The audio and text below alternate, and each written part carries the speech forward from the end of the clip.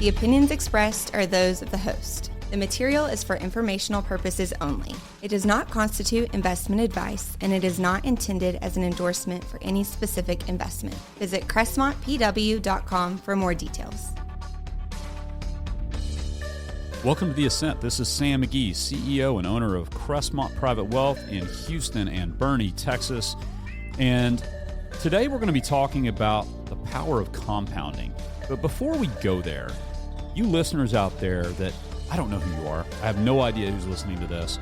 But if you are listening and you're interested in financial literacy and you want to know more on any subject, it could be as far-ranging as risk management, to stocks, to bonds, to convertible bonds, to options, to fiscal policy, you name it. If there's a subject you want to hear about and there's a speaker that we can go get, we're going to do it. We're absolutely going to do it. Just send me an email. You can reach us at info@crestmontpw.com. We'd love to hear from you.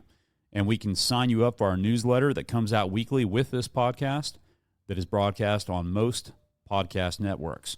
All right, without further ado, we're going to talk about what Albert Einstein famously referred to as the eighth wonder of the world, which is compounding. Why would Albert Einstein refer to this as the eighth wonder of the world? It's because compounding is the financial principle that can help small investments grow into large amounts of wealth over time. So what matters with compounding? I'm going to break it down for you brick by brick, okay? So I am going to literally put in front of you 5 bricks that relate to building a portfolio. Now, with any portfolio, there's risk. There is risk of loss. Past performance does not equal future results. I'm going to talk academically about the 5 bricks that are important for you constructing the base of your portfolio. Now, keep in mind, diversification is always very important. First is time. Time is the reason that Albert Einstein was able to call compounding interest the eighth wonder of the world. It does take time. Without time, it is very difficult for compounding to happen. As an example, Lexi, I'm going to get your attention here. If I gave you a penny and I said, hey, that penny is going to double, the investment's going to double, not just the penny, every day for 30 days, and you can have the result of that in 30 days, tax-free, or I'm going to give you $1 million. Which would you take? Probably the double. Yeah. So compounding. So, yeah, you actually end up with over $10 million. But it's all a hockey stick kind of graph at the end of the month. So if that didn't get your attention on compounding, I know I got Lexi's attention. Unfortunately, you can't double a penny every day. Darn. That would be called a Ponzi scheme or fraud. So, yeah, be wary of anybody that tells you that you can do that. Now, in this example, I talked about a month. But let's take the example, and I'm going to illustrate this one example first. Example 1, 30 years. Imagine you have 30 years to invest. Now, you're sitting here going, hey, I'm 63 years old, or I'm 23 years old. The 63-year-old is going, I don't know if I've got 30 years. And the 23-year-old is going, yeah, but I've got rent to pay, and I've got a car payment maybe, and I'm paying off student loans. Hey, look, you may live to 93, and the 23-year-old might live to 33. You don't know how much time you have.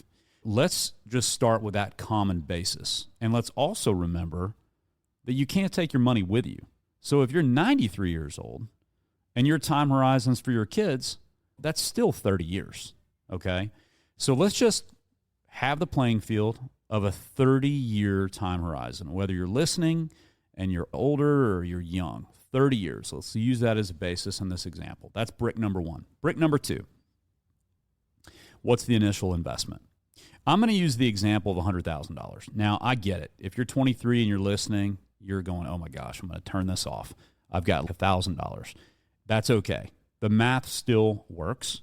It's just an example, all right? So you could plug in $10 million or $1 in here. The concept is the same, but we're going to use $100,000. That's brick number 2. So brick number 1, 30 years. Brick number 2, present value, or initial investment, $100,000. Brick number 3 is, what is the compound rate of return? In this example, I'm going to use 4%, okay, for a reason, because I'm going to come back later and illustrate the difference in rates of return. But in this example, 4% rate of return, compounded annually. Is that realistic? Yeah. Even 4% today on a money market fund may not be 4% in 2 years. It might be lower if rates get cut or higher. But just for illustrative purposes, let's just say, theoretically, you're getting 4% compound rate of return every year. Obviously, there's risk in investing. It could be negative. And we're going to get back to that and how time matters. Then the next brick, number 4, is going to be how much you're putting in to that investment every year. And in this case, we're going to put zero. You're not going to put anything in. So we have 30 years to go. We put $100,000 in, 4% average annual rate of return, 0 going in. How much do you think you end up with, assuming no taxes, no fees, just a theoretical amount in 30 years? You end up with $324,339. So still pretty good. Inflation adjusted, it may not be great, but we're going to go to example 2. So same 5 bricks of building the foundation of a portfolio that compounds. The 5 ingredients: time, initial investment, rate of return, payments going in, or rather investments going in, and what is your future value. So we're going to use the same figures here, except one, rate of return. We talked about 4% in the previous example. We have 30 years, $100,000 in. Now we're going to use an 8% average compound rate of return annually, and 0 investment going in annually. You end up with a little over $1 million. $1,602,665 to be exact. So massive difference, almost 3 times the amount of future value by the difference of a expected return of 8% versus 4%. Same dollar figures, same time, big ending different result. Why would that matter to you? It matters because how you allocate your investments and how you stay invested over a period of time matters because of compounding. Compounding mathematically is making return on return.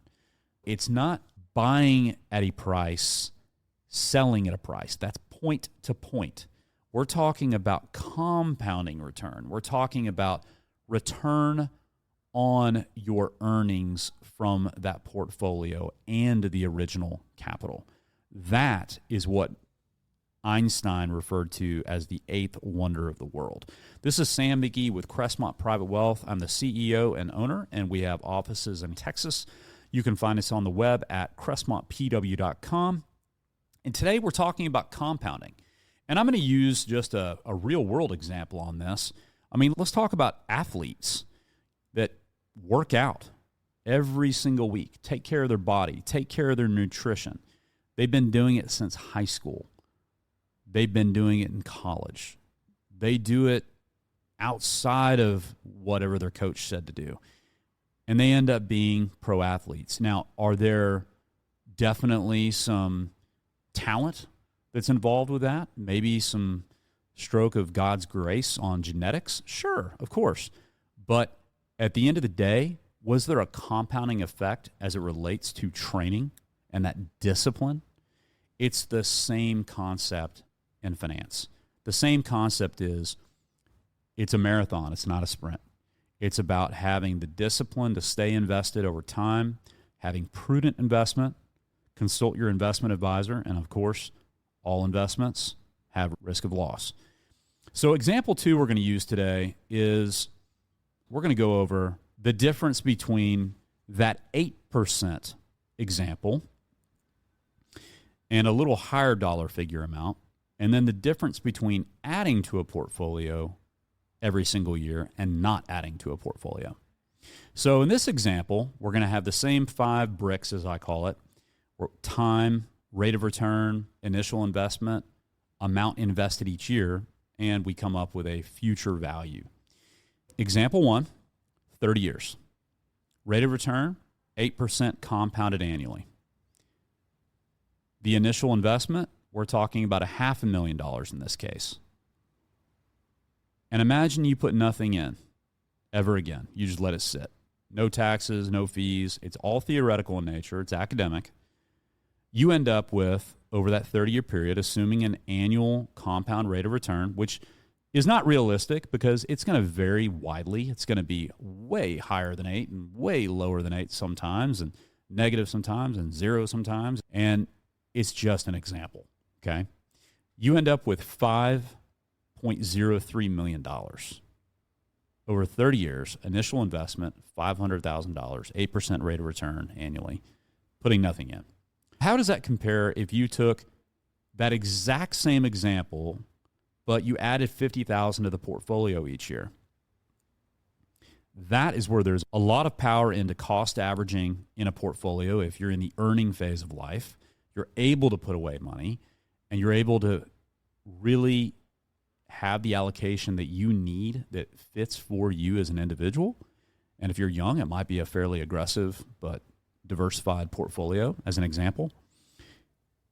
Putting $50,000 into that exact same portfolio over 30 years, compounded at 8% rate of return, with a $500,000 original investment, you end up with $10.69 million. Absolutely incredible, the difference. Why do I bring that up? Compounding is important. Time is crucial to compounding. Rate of return is crucial to compounding. Initial investment matters. How much you put in and how often matters. But staying disciplined over time with the right plan can make a world of difference for your family. So back to my original example. If you're 93 years old, or you're 63, or you're 23, this applies to you because you can't take it with you unless you plan on bouncing the last check. Compounding has a very interesting effect on what can happen with your portfolio. Now, what if you're one of those people listening going, hey, my great-grandparents went through the Depression and they lost everything and they started investing in 1929. I would ask you, how long did they stay invested? Could they stay invested? So it's very important that you sit down with your advisor to know how much you can invest, where to invest, what kind of account, what is your budget for doing that? Can you stick to it? Is it realistic? Do you have a contingency? Do you have safety capital? All those things are super, super important and so individual to the family. So there is not a one-size-fits-all. Today, we are just illustrating the concept of compounding and how it matters. And it is so fun to talk about these topics. If you have just listened to this show and you want to hear some other topics that we have talked about in the past, subscribe to our newsletter. You can do that by sending us an email at info@crestmontpw.com. We send out a weekly reminder of the podcast. And we also have an archive of all our shows on our website, crestmontpw.com. You can also find them on most major podcasts. I hope you have a great rest of the weekend, and God bless.